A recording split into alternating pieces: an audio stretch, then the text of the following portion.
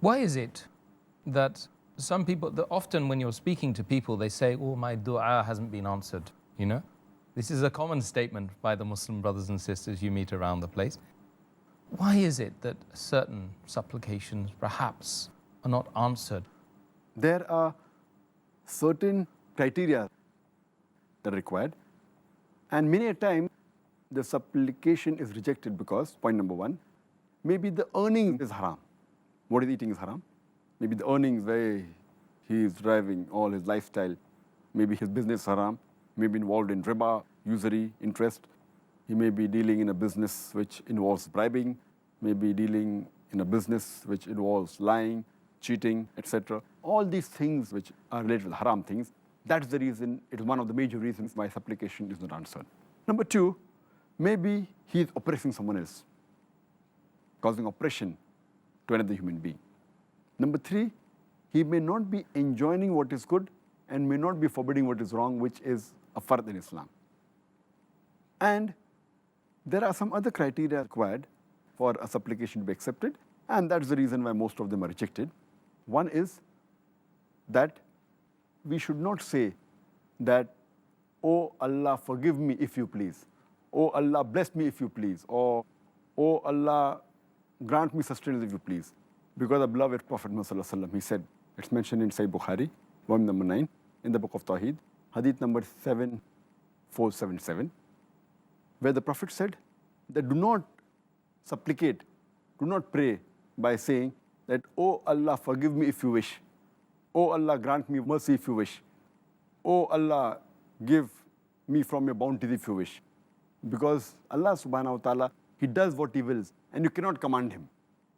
So saying such things is totally wrong, which many people do, which is a big mistake. That is the reason supplications are unanswered. Furthermore, people many a time, they give names to Allah subhanahu wa ta'ala, which Allah never mentioned in the Quran, neither the Prophet used any of the Sahih Hadith. They call Allah subhanahu wa ta'ala with attributes and names which are not given by Allah and His Rasul. That is totally wrong while supplicating. Furthermore, many people when they supplicate, they add on many names and many things. For example, they say that please forgive my father, my grandfather, my great-grandfather, my mother, my grandmother, my great-grandmother, my uncle, my auntie, keep on. So it becomes a big list. Instead of that, it's preferable to be brief and say that please forgive my family, or please forgive my relatives, or my brothers and sisters in Islam. That's sufficient. And one of the other mistakes that people make is they normally supplicate very loudly. Very loud supplicate. Where Allah says in the Quran, in Surah Araf, chapter number 7, verse number 55, that ask to Allah subhanahu wa ta'ala with humility and privacy. Allah says in the next verse in Surah Araf, chapter 7, verse 56, that call to Allah with fear and longingness. So these are the basic mistakes that people make when they supplicate.